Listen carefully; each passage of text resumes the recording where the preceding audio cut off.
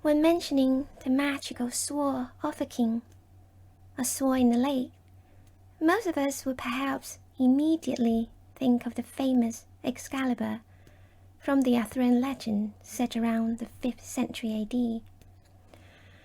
While many question the existence of Arthur, the magic sword legend from Southeast Asia was indeed of a real person, and not just any person, but the founding father of a nation.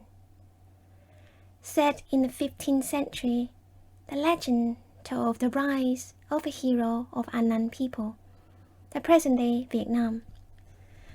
Unlike Arthur, who received his sword from Nimue, the Lady of the Lake, the Vietnamese legend of the magic sword belonged to the Dragon King, and perhaps hardly a surprise, as the creation myth of the nation described them as descendants of mountain fairy and sea dragon.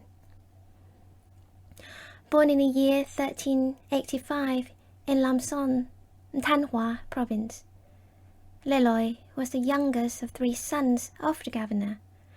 When he was 21 years old, the Ming dynasty of China invaded his homeland with strong 80,000 troops. Witnessed the hardship of the people and destruction of his beloved motherland under the Ming Chinese domination. In year 1416, Le Loi and 18 other patriots make an oath to liberate the country from its oppressor.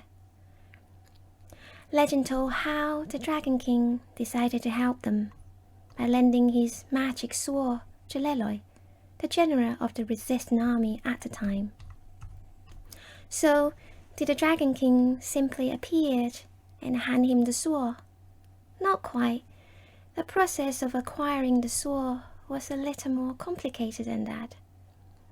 The tale began with a fisherman named Le Tan. One night, he found a long piece of iron blade entangled to his net.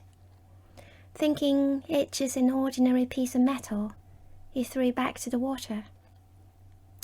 Having casted his net the second time at a different location, the iron blade again found its way back to him. Bewildered, he tossed it back to the water and moved to another spot. When the iron blade ended up in his net for the 3rd time, he took it as a sign from heaven and brought it home with him. Meanwhile, the young inspired Le Loi was recruiting his army in the surrounding villages. He happened to stop at the fisherman's home. The iron blade suddenly shines so brightly in a dimly lit room. 2 words manifesting on the blade before them. Ntuan, meaning acquiescence to God or heaven's will. Fascinated by it, Le Loi took the iron blade with the fisherman's permission. Not long after that, while fleeing from the enemy's pursuit, Le Loi climbed out to a banyan tree. There he found a jade-studded sword hilt. Like a miracle, the blade and hilt fit together perfectly as one. That's when he realized how special the sword was.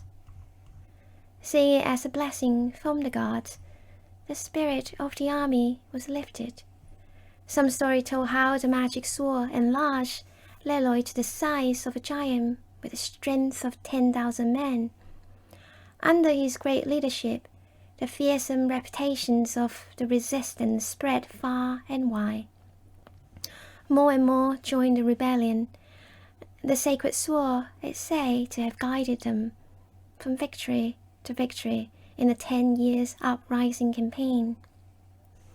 Le Loi ascended the throne in the year 1428, became the first emperor of the restored kingdom, and founded the greatest and longest reigning Li dynasty in Vietnam.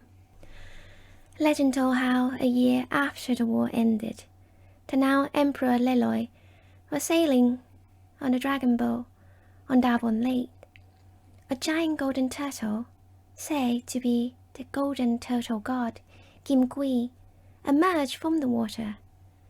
In a human voice, the golden turtle god told the emperor it's time to return the magic sword to his master, the Dragon King. The sword at his belt started to move, as if it has mind of its own. Le Loi understood at once and unsheathed the sword. It flew immediately towards the golden turtle, and caught it in its mouth.